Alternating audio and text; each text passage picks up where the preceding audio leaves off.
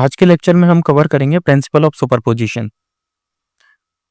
Principal of superposition क्या बोलती है कि the resulting strain will be equal to the algebraic sum of strain caused by the individual force acting along the length of the member। इस statement को एक example से समझते हैं। सपोज मेरे पास क्या है, एक स्पेसिमेन है। ये जो स्पेसिमेन है, इस स्पेसिमेन पर मैं फोर्स लगा रहा हूं। इस डायरेक्शन में मैंने फोर्स लगाया 4 किलो न्यूटन का। इस डायरेक्शन में मैंने फोर्स लगाया 8 किलो न्यूटन का। इसे मैंने 4 पार्ट में डिवाइड कर दिया। इस मेंबर को मैंने एक तो इसे यहां से डिवाइड कर दिया, दूसरा मैंने इसे ये डिवाइड कर दिया, थर्ड मैंने इसे यहां पे डिवाइड कर दिया। ठीक है, ये 4 अलग अलग मेंबर्स हैं। इन मेंबर्स को जोड़ करके ये एक स्पेसिमेन बनाया गया है और इस स्पेसिमेन पे इस डायरेक्शन में 4 किलो न्यूटन का लोड लगाया और इस डायरेक्शन में 8 किलो न्यूटन का लोड लगाया। मैं इन स्पेसिमेन के नाम दे रहा हूं ए, बी, सी, डी एंड ई।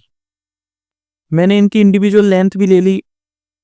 ये वाली लेंथ है डेट इज L1, ये वाली लेंथ है डेट इज L2,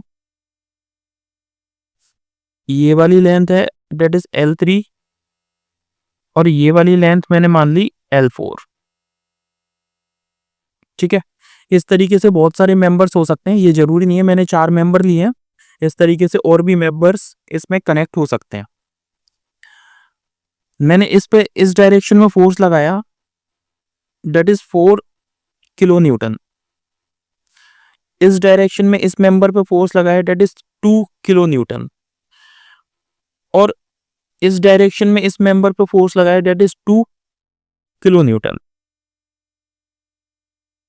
राइट, अब अपन इसे एनालाइज करते हैं इस पूरे बार को। तो उसने बोला है कि द रिजल्टिंग स्ट्रेन, कहना यह है कि अगर इस पे मैंने ये सारे फोर्सेस लगाए तो इस पे टोटल इलोंगेशन इसका कितना होगा। क्योंकि इसके अंदर इलोंगेशन तो आएगा अगर आपने इस पे स्ट्रेस लगाई है तो। ठीक है, तो इसमें ये पूछा जाएगा कि इसमें टोटल इलोंगेशन कितना होगा। तो इसके स्टेटमेंट का कहना है कि the resulting strain will be equal to algebraic sum of the strain caused by individual force। इस वाले स्पेसिमेन पे कितना इंडिविजुअल फोर्स लगा है इसे अपन को कैलकुलेट करना पड़ेगा। फिर उस फोर्स की वजह से कितना स्ट्रेन आई है वो स्ट्रेन इसकी निकालनी पड़ेगी। सिमिलरली इस बीसी स्पेसिमेन के अंदर अपन को इंडिविजुअल फोर्स कैलकुलेट करना है। फिर उस फोर्स की वजह से जो स्ट्रेन आई है उस स्ट्रेन को अपन को इंक्लूड करना है। और फिर सीडी मेंबर के अंदर भी यही फोर्स अपन को कैलकुलेट करना है। फोर्स से फिर इंडिविजुअल स्ट्रेन डिटरमाइन करनी है और स्ट्रेन को इसे ऐड करना है। सिमिलरली ये चारों मेंबर्स में इसी तरीके से अपन को सबकी स्ट्रेन अलग अलग डिटरमाइन करनी है, अलग अलग फोर्स डिटरमाइन करना है। फिर उनका जो स्ट्रेन का सम होगा, मींस उसने बोला है ना sum of strain, algebraic sum of strain, तो वो इस पूरे मेंबर की लेंथ होगी। मतलब इतनी लेंथ टोटल इंक्रीज हो गई। क्लियर? तो अब इसके लिए पहले इंडिविजुअल फोर्स कैसे डिटरमाइन करेंगे। तो इंडिविजुअल फोर्स के लिए अपन को इंडिविजुअल मेंबर पहले पिक करने पड़ेंगे। इंडिविजुअल मेंबर जैसे मैंने पहले मेंबर ले लिया कौन सा, ए बी।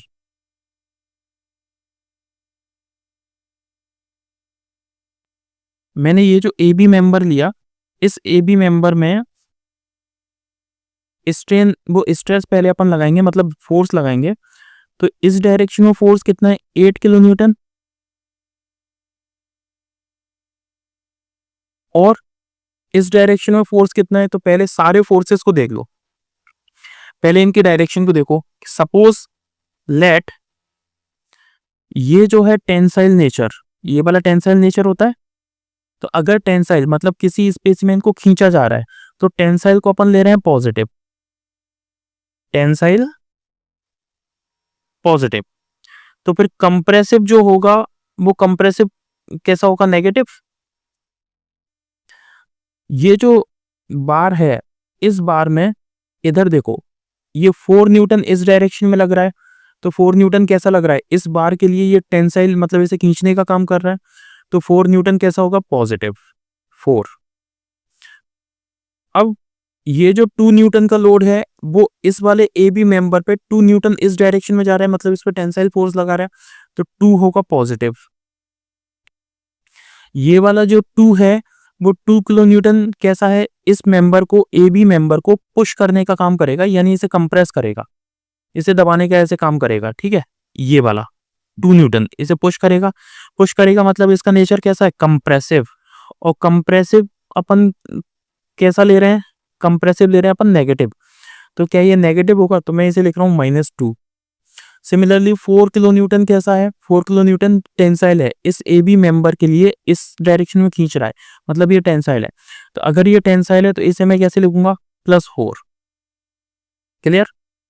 तो यहाँ देखो, इसका अगर मैं टोटल सम करूंगा डेट इज 8 किलो न्यूटन, तो ये जो 8 किलो न्यूटन का लगेगा, ये लोड कैसा लग रहा है, पॉजिटिव आ रहा है ना, पॉजिटिव आ रहा है मतलब ये कैसा होगा, it will B tensile, tensile 8 kilo Newton.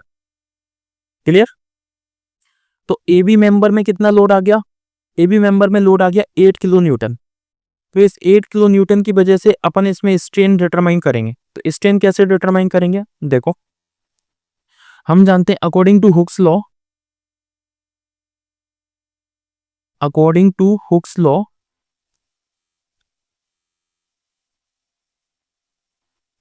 Stress is directly proportional to strain होता है, तो stress is equals to Young's modulus into strain होगा। यहां से स्ट्रेस बराबर होता है P यानी load upon area is equals to Young's modulus E। Strain को मैं क्या लिख सकता हूं, क्या इसकी जो लेंथ इंक्रीज हुई, सपोज इसकी लेंथ इतनी इंक्रीज हो गई, ठीक है, तो इस वाली लेंथ इंक्रीज को क्या मैं मान के चल रहा हूं, that is a delta L A B. तो मैं इसे क्या लिख सकता हूं, delta L A B upon change in length कितनी है, सॉरी ओरिजिनल लेंथ कितनी है, L1, क्योंकि स्ट्रेन को मैं पहले ही डिफाइन कर चुका हूं, change in length upon original length होती है। और ये जो स्ट्रेस है, ये स्ट्रेस कहलाता है internal resistive force per unit area, ठीक है। तो यहां से मैं क्या लिख सकता हूं, यहां से मैं लिख सकता हूं change in length L A B is equals to P L1 upon A E. Clear. अगर यही देखो ई, इसका मटेरियल, अगर इन चारों का मटेरियल सेम है तो ई सबके लिए सेम होगा। और अगर इन चारों का मटेरियल अलग है, सपोज ये कॉपर का है, ये एल्यूमिनियम का है, ये माइल्ड स्टील का है, तो अलग अलग मटेरियल होने पर हम यहाँ पे ई की वैल्यू भी अलग अलग रखेंगे, ठीक है। अगर डायमीटर इनके सबके अलग अलग होंगे तो फिर यहाँ पे एरिया अपन अलग अलग रखेंगे। क्लियर। तो इस तरीके से हम हर एक मेंबर का चेंज इन लेंथ डिटरमाइन करेंगे। तो ये आ गया फर्स्ट मेंबर। अब सेकंड मेंबर देखो, BC member.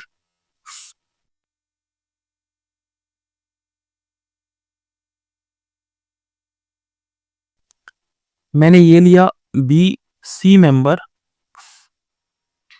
This is B, this is सी।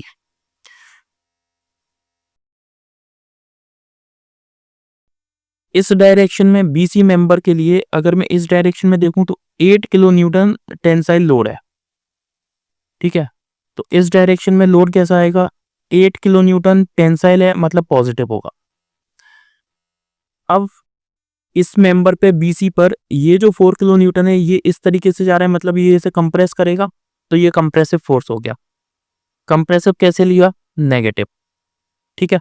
तो मैंने इस वाले मेंबर के लेफ्ट हैंड साइड वाले सारे फोर्सेस मैंने ले लिए, तो इसका टोटल कितना आ गया, इसका टोटल आ गया 4 किलो न्यूटन। तो दिस इज 4 किलो न्यूटन, कैसा आएगा, पॉजिटिव आएगा, इसलिए ये हो गया टेंसाइल, राइट। अब इधर देखो, इसके राइट हैंड साइड वाले सारे फोर्सेस ले रहे हैं, 2 किलो न्यूटन बीसी मेंबर पर, 2 किलो न्यूटन कैसा है, टेंसाइल, तो 2 किलो न्यूटन हो गया पॉजिटिव। अब ये जो 2 किलो न्यूटन है इस बीसी मेंबर के लिए ये कैसा है, कंप्रेसिव, तो मैं इसे लिख रहा हूँ 2 किलो न्यूटन कंप्रेसिव। ये जो 4 किलो न्यूटन है ये बीसी मेंबर के लिए कैसा है, टेंसाइल, तो टेंसाइल हो गया पॉजिटिव। तो ये कितना आ गया, ये इस डायरेक्शन में चले गए, 2 से 2 कैंसिल आउट हो गया, 4 बच गया, तो 4 किलो न्यूटन ये इस डायरेक्शन में आ गया। तो इस पर कैसा लग रहा है, इस पर दोनों साइड टेंसाइल स्ट्रेस लग रही है, मतलब टेंसाइल फोर्स लग रहा है। तो टेंसाइल फोर्स लग रहा है। अब मुझे क्या डिटरमाइन करना है, इसके अंदर स्ट्रेन। तो स्ट्रेन डिटरमाइन करने के लिए मैं फॉर्मूला कौन सा लगाऊंगा, मैं लगाऊंगा change in length, Hooke's law से जो अपन ने पहले डिटरमाइन किया, जैसे ये डिटरमाइन किया था हुक्स लॉ से, चेंज इन लेंथ बराबर होगा P L2 upon A E. Clear. तो ये मेरे पास कौन सा आ गया, बीसी मेंबर। सिमिलरली अब अपन कैसे कैलकुलेट करेंगे, सीडी मेंबर को, सीडी मेंबर। तो सीडी मेंबर से जब मैं कैलकुलेट करूंगा इसे, सीडी को देखो, ये है सीडी मेंबर। सीडी मेंबर में ये 2 किलो न्यूटन कंप्रेसिव है, ये 2 किलो न्यूटन कंप्रेसिव है। पहले मैं सीडी मेंबर के लेफ्ट हैंड साइड वाले सारे फोर्सेस ले लूंगा। ठीक, पहले मैं मेंबर बना रहा हूं, ये है सी, ये है डी। ठीक है, अब अपन सारे लोड को इंक्लूड करते हैं। देखो यहां से इस डायरेक्शन में, यानी इस सीडी मेंबर पर एक टेंसाइल फोर्स लग रहा है, ये टेंसाइल लगा रहा है 8 किलो न्यूटन। तो सीडी मेंबर के लिए 8 किलो न्यूटन एक टेंसाइल है, टेंसाइल है मतलब इसे मैं पॉजिटिव लिख सकता हूं। ठीक है, तो पॉजिटिव हो गया 8, ये मैंने ले लिया 8 पॉजिटिव। अब फिर से देखो, इस सीडी मेंबर पर ये 4 किलो न्यूटन, इसके लिए ये जो 4 किलो न्यूटन है वो 4 किलो न्यूटन कैसा है, ये 4 किलो न्यूटन है that is a compressive in nature, तो ये कंप्रेसिव हो जाएगा। सिमिलरली ये जो 2 किलो न्यूटन है ये 2 किलो न्यूटन भी कंप्रेसिव होगा सीडी मेंबर पे। तो मैं इसे क्या बोल सकता हूँ, it will B negative, it will B negative, but it will B positive, क्योंकि ये टेंसाइल नेचर बता रहा है। -4 -2 ये कितना बचेगा, it will B 2 positive. 2 positive मतलब 2 किलो न्यूटन। ठीक है, अब अपन चलते हैं राइट हैंड साइड वाले सारे फोर्सेस को कैलकुलेट करने। तो राइट हैंड साइड का फोर्स क्या कह रहे हैं, ये है 4 किलो न्यूटन, ये है 2 kilo Newton. 4 kilo Newton tensile है तो पॉजिटिव होगा, 2 किलो न्यूटन नेगेटिव होगा। तो 4 पॉजिटिव है, -2 नेगेटिव है, तो ये कितना बचेगा, 2 किलो न्यूटन टेंसाइल। तो इसके लिए अगर मैं strain change in length determine करूं, तो change in length is equals to कितना होगा, P L upon A E. इसकी लेंथ है L3। क्लियर। सिमिलरली मैं फोर्थ मेंबर को एनालाइज कर रहा हूं। फोर्थ मेंबर कौन सा है, दिस डीई मेंबर। डीई को देखो जरा, डीई मेंबर,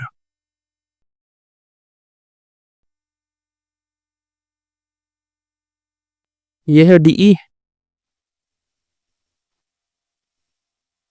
डीई। अब इस डीई मेंबर के लिए देखिए, इधर 8 किलो न्यूटन इस डीई पर, इस पर 8 किलो न्यूटन टेंसाइल है, टेंसाइल है मतलब पॉजिटिव हो गया। ये जो 4 किलो न्यूटन है ये इस पे कंप्रेसिव होगा, तो 8 ये होगा नेगेटिव, मतलब 8 पॉजिटिव है 4 नेगेटिव है, तो 8 -4 बच गया अपने पास 4। 4 कैसा बच गया, टेंसाइल। अब ये जो 2 किलो न्यूटन है ये कैसा है, इस पे कंप्रेसिव, डीई मेंबर पे कंप्रेसिव है। कंप्रेसिव है तो ये कितना हो गया, ये 4 -2 कितना हो गया, 2 किलो न्यूटन। 2 किलो न्यूटन कैसा है, टेंसाइल। और ये कितना है, 2 किलो न्यूटन, ये वाला 2 किलो न्यूटन भी डीई मेंबर पे टेंसाइल है, तो ये कितना हो गया, 2 और 2 4 में 4 किलो न्यूटन। मैं इसे इंडिविजुअल पहले लिख रहा हूं, फिर उसके बाद अपन इसे कैलकुलेट करते हैं। देखो 8 किलो न्यूटन टेंसाइल है, 4 किलो न्यूटन कंप्रेसिव है, -2 किलो न्यूटन ये भी कंप्रेसिव है, और ये 2 किलो न्यूटन टेंसाइल है। तो ये टोटल कितना बच गया? टोटल बच गया 4 किलो न्यूटन। 4 kilo Newton. अब अपन चलते हैं इस डी मेंबर के राइट हैंड साइड पर। इसके राइट हैंड साइड पे देखोगे तो 4 kilo newton right hand side में भी लग रहा है। तो ये अपन ने लगा दिया 4 kilo Newton in right hand side. Clear? और इसकी लेंथ कितनी है? इसकी लेंथ है L4। तो मैं इसे क्या लिख सकता हूं कि चेंज इन लेंथ, ये वाला लेंथ कितना हो गया था CD, ये वाला लेंथ कितना है DE। तो चेंज इन लेंथ क्या हो जाएगा? PL, L कौन सा? 4/AE। तो हर एक मेंबर के अंदर अपन ने चेंज इन लेंथ डिटरमाइन कर ली। तो अगर मुझे total change in length determine करनी है इस कंप्लीट मेंबर की, मुझे total change in length determine करनी है, इस कंप्लीट मेंबर की मुझे total change in length determine करनी है, तो मैं क्या करूंगा? मैं इंडिविजुअल चेंज इन लेंथ को सम कर दूंगा। क्लियर? तो टोटल चेंज इन लेंथ क्या आएगी? टोटल चेंज इन लेंथ होगी total change in length is equals to change in length in AB plus change in length in BC plus change in length in CD plus change in length in